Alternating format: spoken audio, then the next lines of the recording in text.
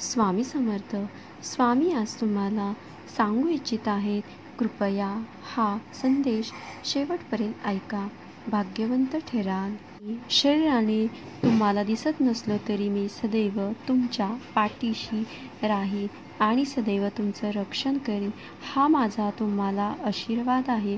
आशीर्वाद प्राप्त करून घेण्यासाठी आत्ताच आपल्या व्हिडिओला लाईक करा आणि कमेंटमध्ये श्री स्वामी समर्थ टाईप करा.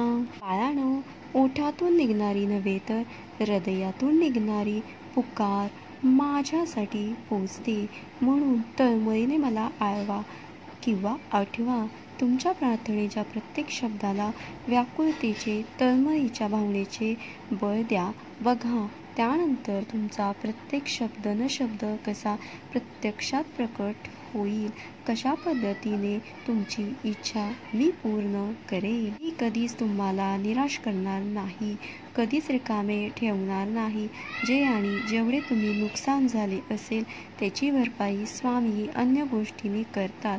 एखादी गोष्ट ते सोडायला सांगतात तेव्हा त्यापेक्षा महत्त्वाची व मोठी गोष्ट त्यांनी आपल्याला त्याची दया ठरवलेली असते. आणि चुकीच्या लोकांची पाठवण करणे उपयोगाची नसते. तुम्ही चांगले आहात की वाईट हा विचार कधीच करू नका, कारण लोकांना गरज पडली की तुम्ही चांगले आणि गरज संपली की वाईट. आपण पायाने चालतो तेव्हा तो प्रवास होतो, हृदयाने चालतो तेव्हा ती यात्रा होते आणि भान हरपून चालतो तेव्हा ती वारी होती. स्वतःचा खिशात लाखोचा खळखळाट असावा, पण त्यामागे गरिबाचा 1 रुपयाचाही तळतळाट नसावा. आणि चुकीच्या लोकांची पाठराख करणे हे खूप चुकीचं आहे. कलीचं युग चालू आहे. कोरोना तर एक झलक होते. कुणी पाण्यात बुडणार तर कुणी पाणी करून मरणार, कुणी रोगराईने तर कुणी महामारीने.